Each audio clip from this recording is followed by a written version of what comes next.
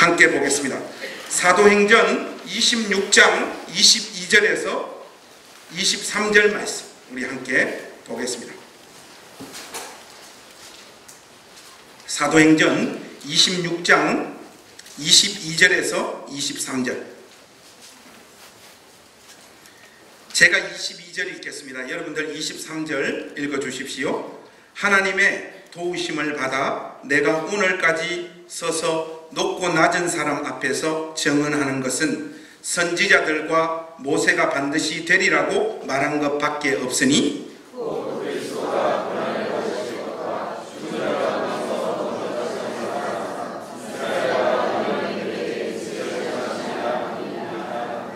아멘. 여러분들 우리 가족들하고 한번 인사 나누고 우리 하나님 말씀 함께 받도록 하겠습니다. 서로 한번 사랑의 인사를 나누어 주십시오.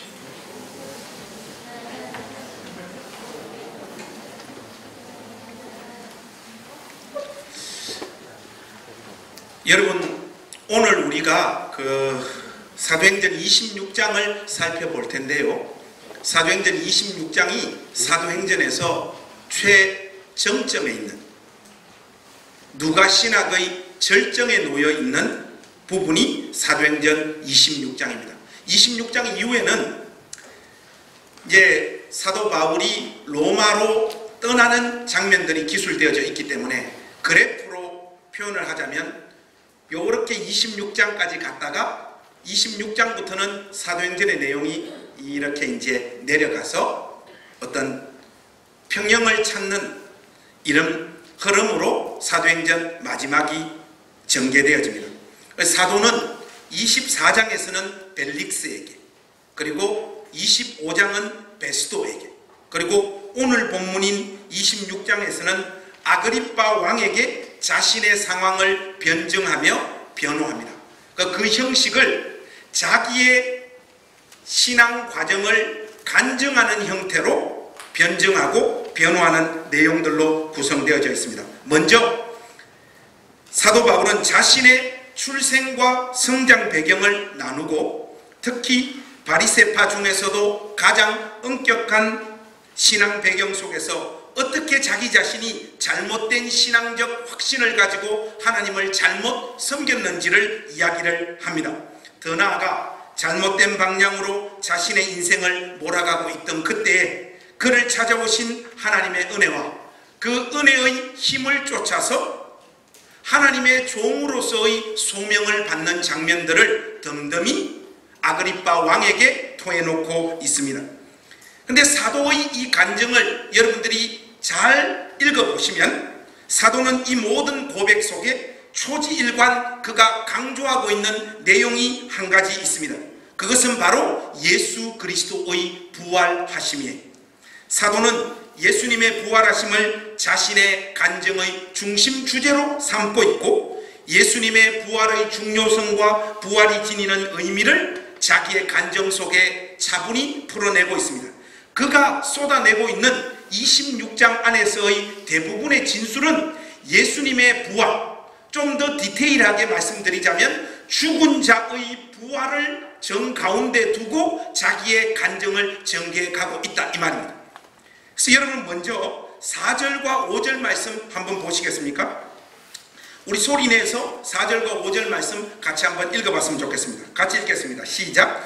내가 처음부터 내 민족과 더불어 예루살렘에서 젊었을 때 생활한 상황을 유대인이 다 아는 바라. 일찍부터 나를 알았으니 그들이 정언하려 하면 내가 우리 종교의 가장 엄한 바를 따라 바리새인의 생활을 하였다 할 것이라. 여러분, 이 진술의 1차적인 목적은 예수를 믿고 난 다음 자신이 얼마나 하나님 앞에서 새 사람이 되었는가, 이 사실을 강조하고 있는 것입니다. 동시에 자신이 옛날에 몸담고 있었던 바리새파의 신학을 이야기하려는 의도가 이 말씀 안에 깔려 있습니다. 바리새파 중에서도 가장 엄한 파에 소속되어서 하나님을 섬겼다, 이 고백을 하고 있는 이유가 자기의 신학적인 내용을 이야기하려고 하는 것이다 이 말이죠. 바리새파의 핵심 교리가 뭔가 하면 죽은 자의 부활입니다. 그 신학적 스탠스 위에 자신의 조상들이 믿었던 바, 즉 그 조상들이 간절히 소망하고 있었던 바는 다름이 아니라 언젠가 어떤 형태로든지 하나님의 택함을 받은 자들이 부활하게 될 것이라고 하는 믿음을 강조하는 것이에요. 이것은 바울이 사도행전에서 계속해서 강조해 왔던 사실입니다. 예수 믿기 전에도 이미 자기 자신은 죽은 자의 부활을 믿었던 사람이라는 것이죠. 요거 우리 잠깐 한번 확인해 보겠습니다. 여러분, 사도행전 23장 6절 말씀 한번 찾아보십시오. 형제님들이 사도행전 23장 6절을 펼쳐주시고, 우리 자매님들은 사도행전 24장 15절 말씀을 한번 찾아주십시오. 먼저 우리 형제님들 23장 6절 말씀 한번 우리 한 목소리로 같이 읽겠습니다. 시작. 바울이 그중 일부는 사두개인이요 다른 일부는 바리새인인 줄 알고 공회에서 외쳐 이르되, 여러분 형제들아, 나는 바리새인이요 또 바리새인의 아들이라. 죽은 자의 소망 곧 부활로 말미암아 내가 신문을 받노라. 여러분, 이 말씀 보시면 그가 바리새인이었을 때 이미 죽은 자가 살아나는 부활의 교리를 믿고 있었다, 그렇게 고백하고 있지 않습니까? 우리 자매님들 24장 15절 말씀, 우리 자매님들 한번 같이 읽겠습니다. 시작. 그들이 기다리는 바 하나님께 향한 소망을 나도 가졌으니 곧 악인의 부활이 있으리라 함이니이다. 여기에 보아도 그리스도를 만나지 못했던 시절의 사도 바울의 믿음의 세계가 분명히 죽은 자의 부활에 초점을 맞추고 있었다는 것이 확연하게 드러납니다. 사도는 이런 사실을 언급한 후에 부활과 관련되어진 다소 도발적인 발언을 아그리빠 왕과 베스도를 향하여 던져버립니다. 여러분, 8절 말씀 한번 보십시오. 8절은 제가 읽겠습니다. 26장 8절입니다. 당신들은 하나님이 죽은 사람을 살리심을 어찌하여 못 믿을 것으로 여기나이까? 사도의 이 말은 예수를 믿고 안 믿고를 떠나서 유대인들의 대부분은 죽은 사람을 살리시는 하나님에 대한 믿음을 분명히 가지고 있지 않느냐, 이 사실을 지금 항변하고 있는 것입니다. 사도 자신도 그 믿음을 바리새인 시절부터 분명히 가지고 있었을 뿐이고, 이제는 그 부활의 1차적인 대상이 예수 그리스도이심을 믿고 있는 것밖에 없는데 왜 내가 로마가 정죄하는 정치범이 되어야 하느냐, 그 사실을 지금 이야기하고 있는 것입니다. 사도의 문제라면 그의 문제점은 다른 곳에 있습니다. 죽은 사람을 살리시는 하나님을 믿는 믿음이 그에게 분명히 있었지만 그 대상이 누구인지, 그리고 하나님께서 구체적으로 어떤 방식으로 이 부활을 적용하며 역사할지에 대해서는 사도 자신이 분명히 알지 못했던 시절에 부활의 대상을 예수 그리스도라고 믿었던 신자들을 핍박했던 것, 이것이 사도가 가지고 있었던 유일한 문제였을 뿐입니다. 사도는 그 어리석은 시절의 모습을 비교적 자세하게 간증하며 토해놓고 있습니다. 하나님 앞에 헌신한다는 마음으로 쏟아부은 자신의 미련한 시절의 이야기를 표현함에 있어서 아주 인상적인 표현을 14절에 표현하고 있어요. 이 표현이 부활신앙에 대해 잘못 오해한 시절의 자기 자신의 모습을 가장 분명하고 구체적으로 보여주는 구절이라고 할 수 있습니다. 여러분, 14절 말씀 한번 보시겠습니까? 14절 말씀에 보시면 우리 일단 14절 말씀 한번 같이 읽어보십시다. 시작. 우리가 다 땅에 엎드러짐에 내가 소리를 들으니 히브리 말로 이르되 사울아 사울아 내가 어찌하여 나를 박해하느냐, 가시체를 뒷발질하기가 내게 고생이니라. 여러분, 우리말 가시체라고 번역된 헬라어 명사 케트로는 끝부분에 뾰족한 금속이나 뼈조각이 부착된 소몰이용 막대기를 의미합니다. 소가 말을 듣지 않으면 농부가 이 막대기의 끝, 이 뼈조각이나 이 금속이 붙은 이 막대기를 가지고 소를 막 찔러대면서 방향을 재조정하죠. 그런데 소가 반항을 하면서 뒷발질을 하며 반항하면 할수록 그 소는 농부에게 더 심한 매를 맞고 고통만 가중되어지는 이 상황을 지금 이야기하고 있는 것입니다. 주님께서 청년 바울에게 내가 어찌하여 나를 박해하느냐는 질문과 함께 내가 나에게 반항하면 할수록 네 고통만 더 심해질 것이라 라고 말씀하고 있는 것입니다. 부활에 대한 믿음은 그에게 있었지만 그 부활이 누구에게 어떤 방식으로 역사될지에 대한 이 믿음을 오해하고 자신의 인생을 잘못된 방향으로 내몰고 있었던 이 청년 사울을 향하여 하나님은 그를 긍휼히 여기셔서 찾아가십니다. 사도의 간증을 여러분들이 자세하게 읽어보시면 하나님을 만난 장면의 내용을 설명할 때 만난 장면의 이 내용이 어떻게 기술되어지고 있는가 하면 그것이 자신이 하나님을 찾아가서 하나님을 만난 것이 아니라 하나님이 자기 자신을 찾아왔다라고 사도 바울이 이야기하고 있습니다. 이것이 사도가 토해놓고 있는 이 간증의 아주 중요한 포인트예요. 그렇습니다. 기독교 신앙은 하나님께서 인간을 찾아온 것이지 인간이 하나님을 찾아가서 만나고 형성되어진 신앙이 결코 아니라는 사실을 우리 행신교회 가족들이 1차적으로 분명히 정리할 수 있기를 바랍니다. 인간이 자기 열심을 토대로 하나님을 찾아가는 종교와 신앙은 반드시 문제를 만들어냅니다. 자신의 수고와 열심이 신을 만나고 신을 섬기는 핵심 근거가 되다 보니 당연히 본전 생각이 날 수밖에 없는 것입니다.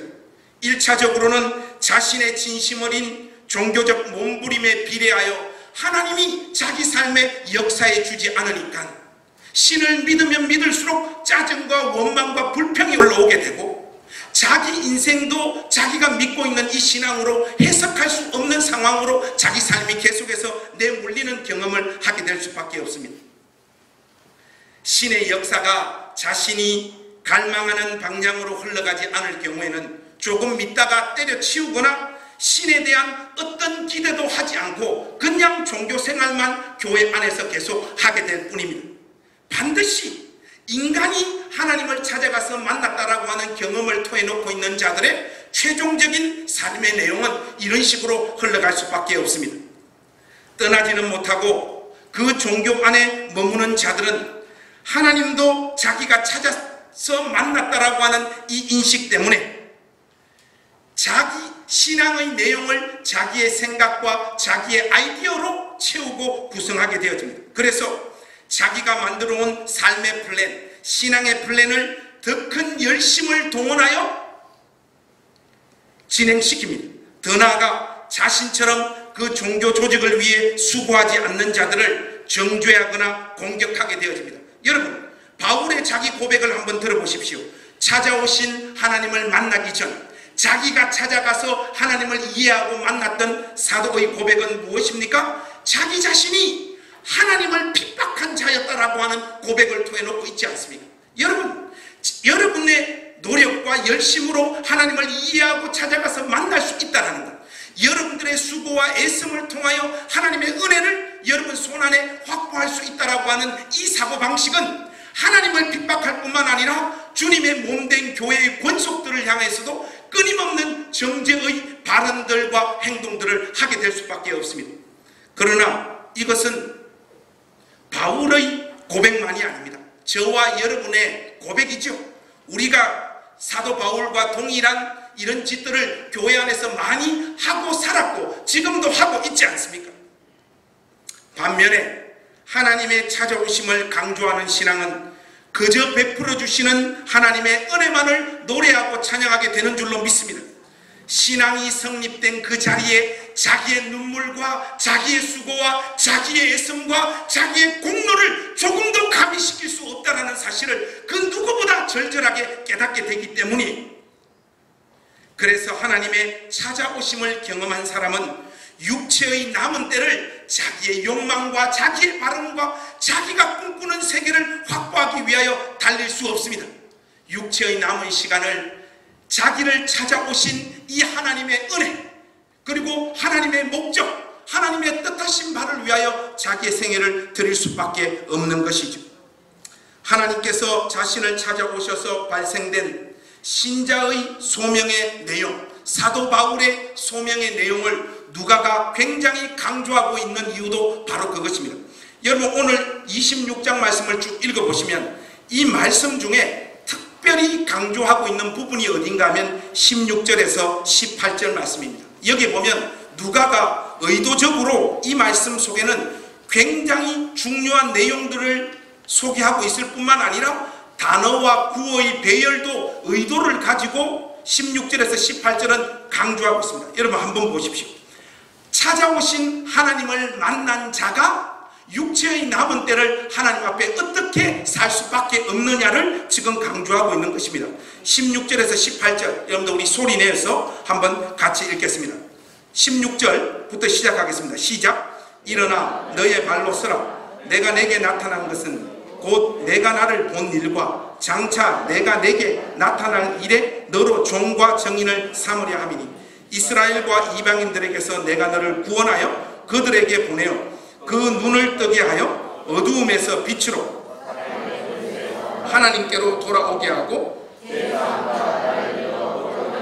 무리 가운데서 기업을 얻게 하리라 하더니 여러분 표현들을 한번 보십시오. 굉장히 많은 부정사들이 등장하고 있습니다. 영어로 하자면 to infinitive, 이 to 부정사가 굉장히 많이 등장하고 있어요. 여기 보시면 눈을 뜨게 하다, 어두움에서 빛으로 돌아가다, 사탄의 권세에서 하나님께로 돌아가다, 죄사함을 얻다, 예수 믿는 자들 가운데서 기업을 얻다.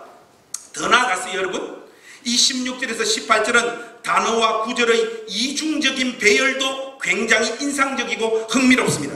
그 중에 일부는 현저한 대조를 이루고 있어요. 이런 워드플레이를 통해서 찾아오신 하나님을 만난 자의 인생이 반드시 이렇게 전개되어질 수밖에 없음을 누가가 강조하고 있습니다. 여러분 16절에서 18절을 한번 보시면 이 말씀이 이중적으로 배열되어져 있고 또 굉장히 대조하고 있음을 여러분들이 확인하게 될 텐데 그냥 읽어보면 여러분들이 잘 대조가 안 될 것 같아서 제가 여러분들에게 좀 말씀드리겠습니다. 여기 한번 보십시오. 거기 보시면 일어나 하고 네 발로 서라가 평행 가운데 이렇게 놓여 있고요. 또는 내게 나타난 것은 하는 이 표현과 너로 삼으려 함이니 하는 이 표현이 평행관계 속에서 대조되어져 있고요. 내가 나를 볼 일, 이 표현과 장차 내가 내게 나타날 일, 이게 또 대조되어져 있습니다.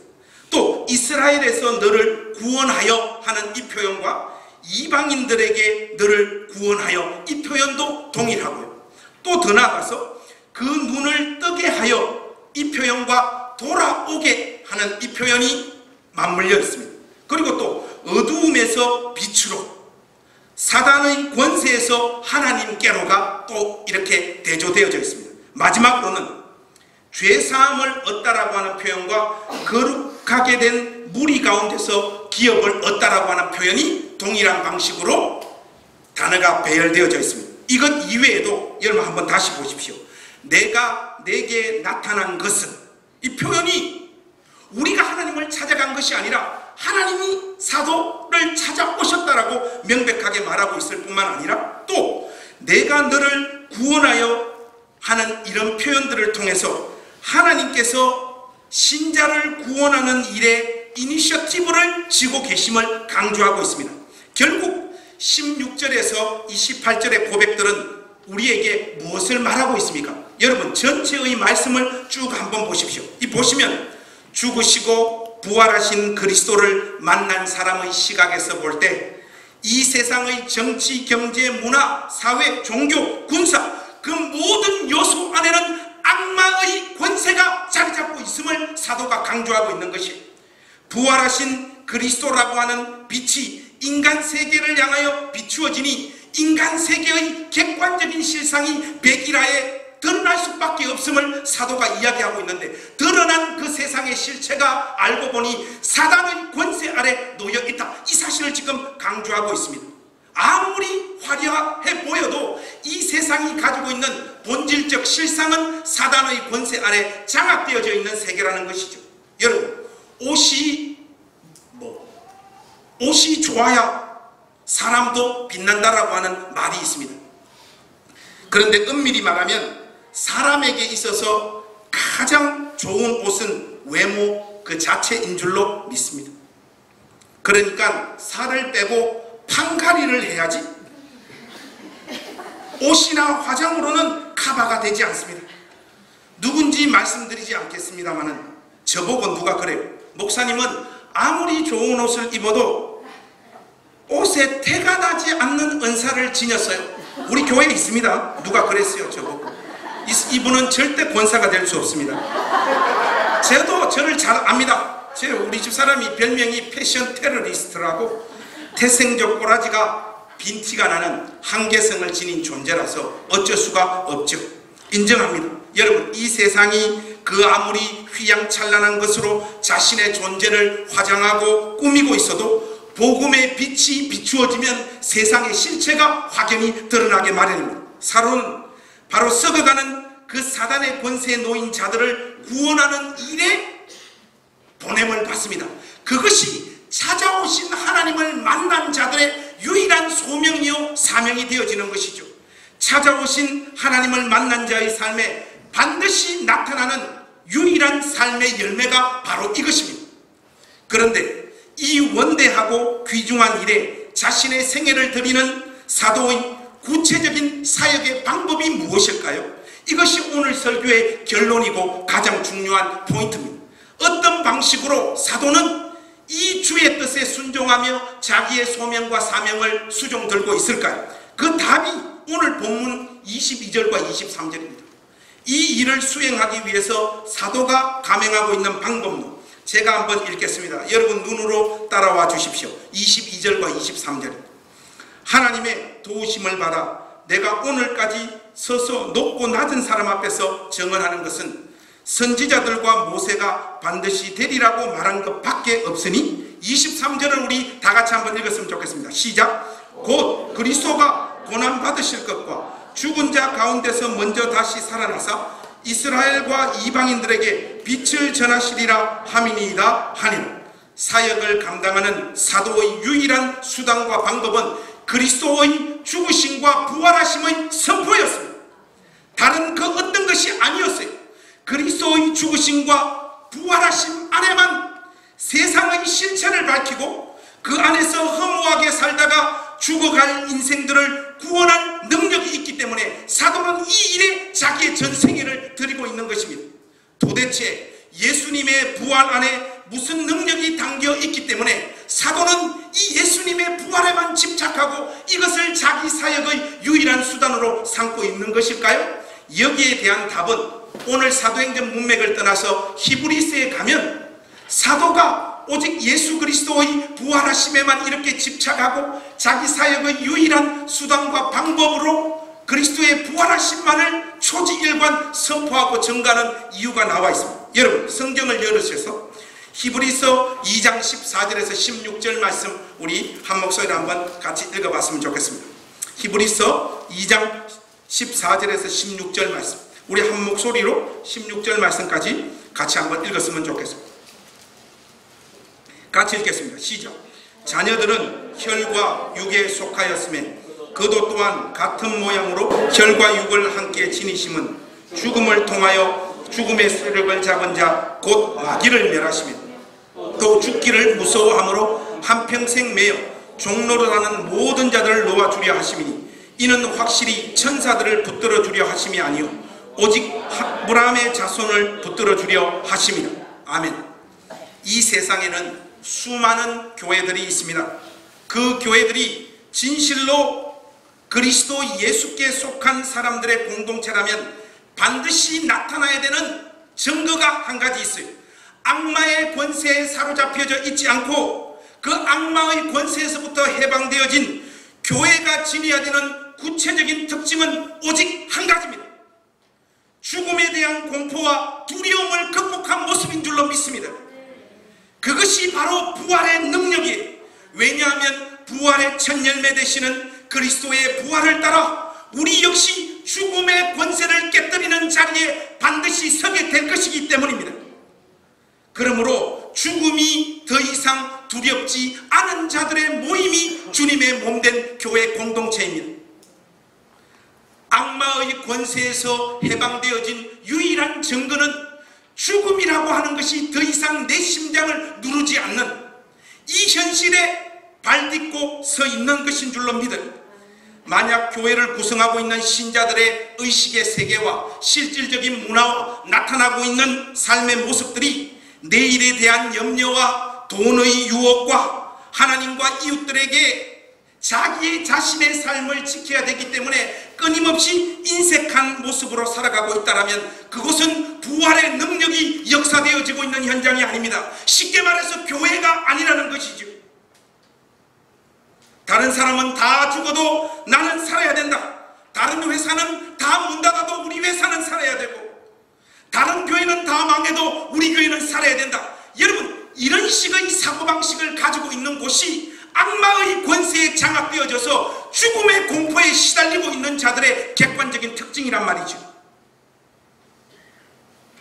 부활의 신앙으로 살아간 사람들의 모습을 보면 이 세상에 대해 상상을 초월할 정도의 대담한 모습이 있었다는 것을 여러분 기억하십시오. 그들은 죽인다고 하여도 굴하지 않았고 죽어도 다시 살 세상이 있다라고 하는 확신 때문에 초라한 비참한 그 삶을 믿음으로 그냥 살아냈단 말이죠. 영혼을 팔지 않았다 이 말입니다. 재산을 빼앗기고 자존심이 상하고 억울하고 원통함을 당하여도 넉넉하고 멋있게 그 상황을 견디며 자기 인생을 통과했다 이 말이죠. 부활에 대한 분명한 믿음이 없다라면 이런 삶의 열매를 결단코 맺을 수가 없습니다.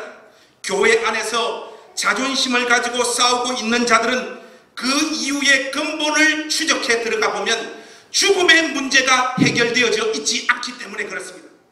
눈에 보이는 현재의 실상밖에 없는 것이에요.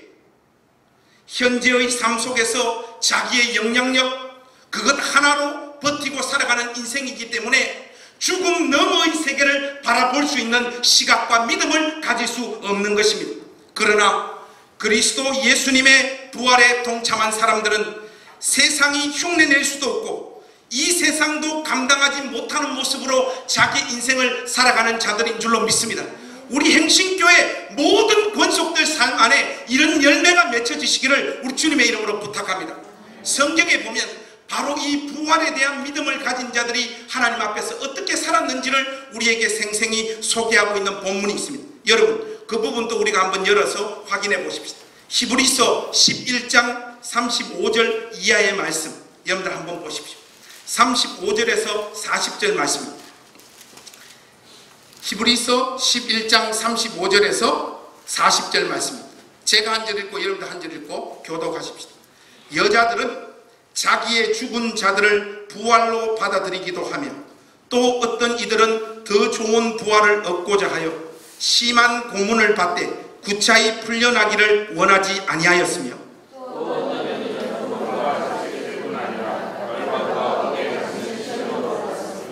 돌로 치는 것과 톱으로 켜는 것과 시형과 칼로 죽임을 당하고 양과 염소의 가죽을 입고 유리하여 궁핍과 환난과 학대를 받았으니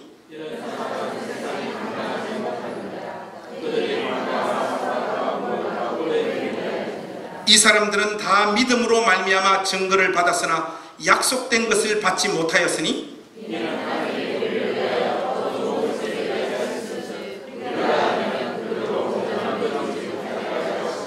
사랑하는 우리 행신교회 가족 여러분, 우리 공동체는 진실로 죽음의 공포와 두려움을 극복한 공동체가 맞습니까? 아멘이 왜 이렇게 작습니까? 우리는 진실로 이 죽음의 공포, 죽음의 문제를 완벽하게 극복한 공동체가 맞습니까? 구라치지 마십시오. 여러분, 죽은 사람이 다시 살아나고 나도 죽었는데 다시 살아난다라고 하는 사실을 진짜 믿는 사람은요, 제정신으로 이 세상을 살아갈 수가 없습니다. 사도의 이 간증 끝에 베스도가 뭐라고 이야기합니까? 네가 미쳤다 이렇게 이야기하지 않습니까? 세상 사람들이 여러분들이 정말로 죽음의 공포와 두려움을 극복한 그 믿음을 가지고 그 믿음에 부합한 삶의 열매들을 맺어갈 때요, 세상 사람들은 우리를 향하여 미쳤다라고 하는 고백을 쏟아놓을 수밖에 없습니다. 제가 이번 주중에 우리 고향 우리 교회 선후배들 같이 모이는데 이렇게 모임이 있어서 갔어요. 가다 보니까 옛날에 누구는 지금 뭐하고 살고 누구는 뭐하고 사느냐 그런 이야기들을 나누는데 우리 학생의 3년 선배였던 형, 그분이 학생회장을 했었는데 이 형은 학생회장 할 때도 열심히 하지도 않았고 또 믿음도 별로 없어요. 그래서 이제 그 형 이야기가 나왔는데 그 형이 어디 가 있냐, 지금 뭐하냐 묻다 보니까 지금 신천지에 들어갔다는 거예요. 그 형 진짜냐 하니까 그 형 지금 신천지에 갔다니까 제가 그런 말을 했어요. 별로 걱정할 거 없다. 왜냐하면 그 형은 신천지에 가서도 열심히 할 형이 아니다. 간만 보고 나올 형이다. 그 형은 어디에 열심을 쏟아부을 사람이 아니다고 하니까 옆에 우리 후배가 소식을 듣고 왔는지 형 아니라는 거야. 이 형이 신천지 들어가서 지금 핵심 멤버가 돼가지고 얼마나 열심히 하는지 자기 한번 만났는데 그런데 내가 이제까지 이런 성경 공부, 이런 교회, 이런 프로그램 다 해봤지만 신천지를 만나고 내 영혼에 진정한 평화가 왔고 삶의 모든 것들이 다 해결되어졌다. 좀 고개를 끄덕거리는 분이 있는데 이분은 신천지입니다. 당장 나가십시오.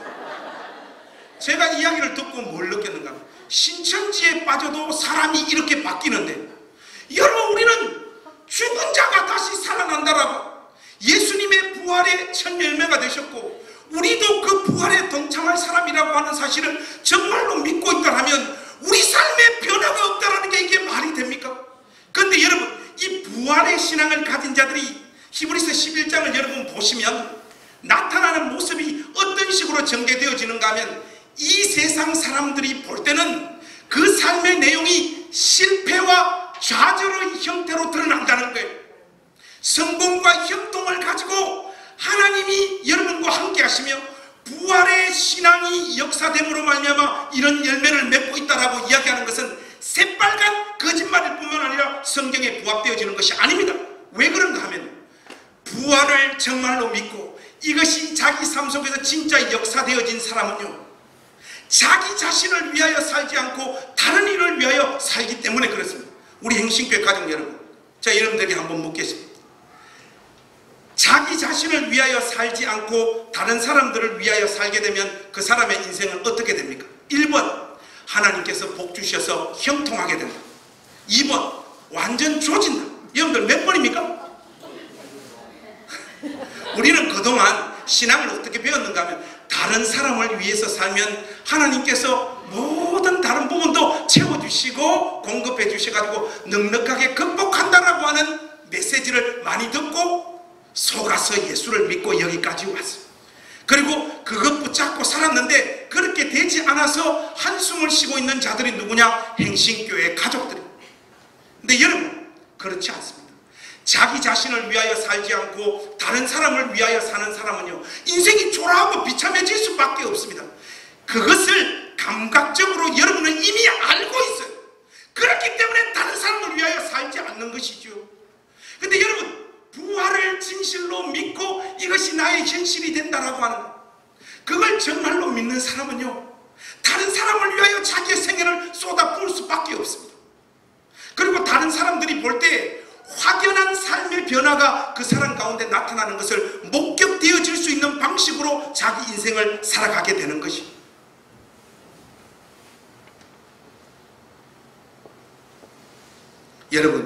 여러분들이 믿고 있는 이 기독교 신앙으로 여러분 삶이 해석되어지거나 잘 이해되어지지 않죠? 우리 가족들 중에 그런 말을 하시는 분이 있더라고요. 목사님, 나 정말 평생 예수 열심히 믿었는데도 예수 믿는 게 솔직히 나의 이 현실에서 내가 살아가는데 실질적인 도움을 주지 않는 것 같다. 한평생 믿었는데도 불구하고 하나님이 그래서 내 인생 가운데 부어주시고 쏟아부어주신 은혜가 별로 없는 것 같다. 아니 목사님 전혀 없는 것 같다. 그렇게 이야기하는 분이 있습니다. 제가 대한민국에서만 유일하게 답할 수 있는 목사로서 거기에 대한 명확한 답을 드리겠습니다. 여러분, 당연히 여러분에게 도움이 안 되죠. 부활의 신앙은요, 다음 세계에서 역사되어지는 신앙인 줄로 믿습니다. 이 현실 세계에서는 마치 우리가 실패자요, 좌절한 자요, 낙심한 자의 모습으로 세상에 비춰질 수밖에 없는 것이 이 부활의 신앙입니다. 근데 우리는 이걸 감각적으로 알고 있기 때문에 이 길을 가려고 하지 않습니다. 우리의 신앙이 어떤 방향으로 흘러가고 있는가 하면 굉장히 재밌습니다. 베스도가 사도 바울의 간증을 다듬고 난 다음에 너의 학문이 너를 미치게 만들었도다 이렇게 이야기를 하잖아요. 그 왜 그런가 하면 말도 안 되는 이야기 그만하라는 거 아니에요. 그래서 여러분, 우리는 말도 되는 신앙을 추구하기 위해서 어떤 신앙을 추구하는가 하면요, 부활의 신앙을 가지고, 그러니까 사도 바울이 증거한 부활의 신앙을 가지고 베스도가 손에 쥐고 있는 현실을 만나기를 원한다고요. 여러분, 이게 전문적인 용어로 자아분열이라고 하는 것입니다. 여러분들이 부활의 신앙을 가지고 베스도와 아그리빠가 서 있는 그 현실을 만나려고 하니까 그 현실이 여러분들을 찾아갈 수 있습니까? 부활의 신앙의 본질은 그것이 아닌데, 여러분들 자아분열이 뭔지 모르죠? 제가 목회를 하다 보면 하면서 재밌는 사람을 만난 적이 있어요. 자아분열이란 이런 겁니다. 이 집사님이 계셨는데 이 집사님이 허리 디스크가 심했나 봐요. 여러분, 허리 디스크가 심하면 어딜 가야 됩니까? 예? 정형외과? 아니 그냥 병원이라 하시면 되죠. 예. 병원에 가야 되지 않습니까? 허리 디스크가 너무 심했는데 이 병원 저 병원 가도 허리 디스크가 낫지 않는 거예요. 그래서 이분이 저한테 간증하시기를, 목사님 이렇게 저렇게 다 해봤는데 안 됐는데 어느 날 잠을 자는데 꿈에 하나님께서 자기를 찾아오셔가지고 자기 허리를 탁 안수하며 만져주셨다는 거예요. 그 다음에 허리가 깨끗하게 나았다는 거예요. 여기까지는 좋습니다. 그 사람의 신령한 체험을 우리가 함부로 폄하할 수는 없죠.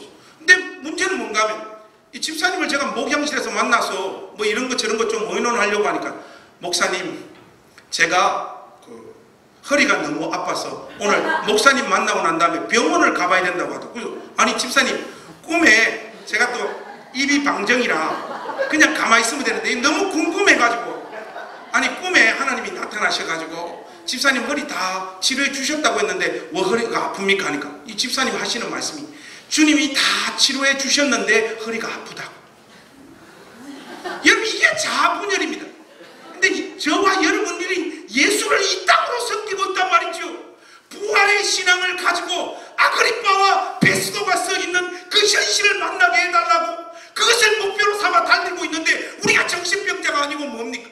여러분, 부활의 신앙을 손에 붙잡은 사람은요, 세상이 볼 때 실패자요, 초라하자요, 낙심한 자가 되기 위해서 의도적으로 자기 삶을 거기에 내던져버립니다. 다른 사람 퍼주다가 정말로 망해버리는 그 삶을 실제적으로 구현해버린단 말이죠. 제가 이 설교를 준비하면서 제가 이 교인들한테 매번 큰 소리치고 땡깡 넣고 협박할 게 아니라 나도 내 삶 가운데서 이런 게 좀 있어야 되겠다 이런 생각. 우리 뭐 예산안을 이렇게 좀 교회에서 잡고 있는 것 같던데 2년 동안 여러분들하고 같이 목회하면서 목회 활동비를 따로 책정하지 않았기 때문에 여러분 만나서 뭐 밥 먹고 커피 먹고 또 선물도 하고 이런 돈들을 그냥 저희들 생활비 쪼개가지고 열심히 했더랬죠. 하니까 이제는 사람이 좀 적었을 때는 그 일이 기쁘던데 사람들이 많아지다 보니까 이게 기쁘지가 않아요. 그래서 우리 집사님들에게, 집사님 내년에는 목회 활동비 좀 책정해 주시면 좋겠습니다 해가지고 우리 집사님께서 목회 활동비를 얼마 이렇게 책정을 할 것 같다 이렇게 알려주셨더라고요. 여러분 솔직히 말해가 이게 목회 활동비라고 하는 것은 이거 알고 보면 목사님 사례비잖아요. 근데 한 목에 다 챙겨가면 너무 많아 보이기 때문에 이걸 좀 분리를 하는 거 아니겠습니까? 아 주여, 이 목회 활동비도 늘어나서 사례비가 이렇게 좀 늘어나는군요 하고 있는데, 이 설교를 준비하면서 나도 뭔가 결단을 내려 부활을 믿는다면서 어떻게 생각? 이거 우리 전사님들하고 다 나눠야 되겠구나. 목회를 내 혼자 하는 게 아니잖아요. 이거 굉장히 감동적인 이야기인데 여러분들이 전혀 감동을 안 하시는 것 같습니다. 그래서 다 나눠줄 수는 없고 내가 좀 많이 가지되, 어쨌든 전사님들에게도 이걸 떼주는 방식으로 내 삶을 비참한 자리로 내몰아야 되겠다. 할렐루야. 아멘이 나오냐? 사랑하는 우리 행신교회 가족 여러분, 부활의 신앙이란 바로 그것입니다. 사단의 권세에서 우리를 예수 그리스도의 아들의 나라로 우리를 옮기셨다라고 하는 것은 우리의 죄가 용서받고 그리스도 안에서 새로운 삶을 살 수 있게 된 어떤 영적인 상황에 대한 묘사이기도 하지만, 실질적으로 사도가 지금 재판을 받고 있는 이 로마라고 하는 이 나라, 이 권세, 이 통치력 안에서 눈에 보이지 않게 이 땅 가운데 임한 하나님의 나라, 그 부활의 나라로 자기는 자기의 시민권을 옮겼다라고 하는 고백인 줄로 믿습니다. 그러면 하늘의 시민권을 가진 사람은 하늘의 시민답게 살아야 될 줄로 믿습니다. 여러분, 오늘 우리에게 이 열매 나타나기를 소망합니다. 이게 없다라면 오늘 우리가 쏟아놓고 있는 부활을 믿는다라고 하는 이 부활의 진정성은 새빨간 거짓말이 될 수밖에 없다라는 사실을 여러분 기억하십시오. 결론을 맺겠습니다. 행신교회 가족 여러분, 부활의 세계가 저와 여러분 영혼 가운데 이미 역사되어지고 있는 줄로 믿습니다. 주님께서 끊임없이 여러분들 안에 감동을 주시고 결단을 하라고, 변화가 되어라고, 용기를 내어서 로마의 나라에서 부활의 나라로 옮겨오라고, 결단하라고, 괜찮다라고, 내가 여기 서 있다라고, 이것이 진짜 실존이고 이것은 가짜라고 주님께서 끊임없이 말씀하고 있는 그 음성에 귀를 기울이시고, 여러분 인생도 그 누군가를 아들의 나라로 데려오기 위하여 혁명적인 모습으로 변화되어 주시고 섬기시고, 실제적으로 부활이 역사되어지는 그 열매를 맺는 복된 인생들이 되어질 수 있기를, 그래서 사도가 간증하는 이 간증이 여러분 모두의 간증이 되어지는 놀라운 은혜의 역사가 있기를 우리 주님의 이름으로 축복합니다. 기도하겠습니다. 하나님, 사도가 베스도와 아그리파 왕 앞에서 토해놓고 있는 이 간증이 우리 모든 행신교회 권속들의 간증이 될 수 있도록 은혜를 베풀어 주시옵소서. 두려워하지 않게 하시고, 죽음 너머의 세계가 분명히 실존하고 있다라고 하는 것을 우리가 확신하며 우리의 인생을 경주해 갈 수 있도록 도와주옵소서. 하나님, 육체의 이 남은 때 나의 욕망, 나의 소원, 나의 바람, 나의 꿈을 위하여 달리는 자 되지 않게 하시고, 아직도 사단의 권세 아래, 사단의 땅 안에 머물고 있는 자들을 살려내기 위하여 의도적으로 고의적으로라도 비참함과 초라함으로 내 인생을 채우게 하시고, 사단의 나라에서 울고 허무하게 죽어가고 있는 자들을 건져내는 이 일에 우리의 생애를 드릴 수 있도록 은혜 베풀어 주시옵소서. 우리 구주 예수 그리스도의 이름으로 기도하옵나이다. 아멘.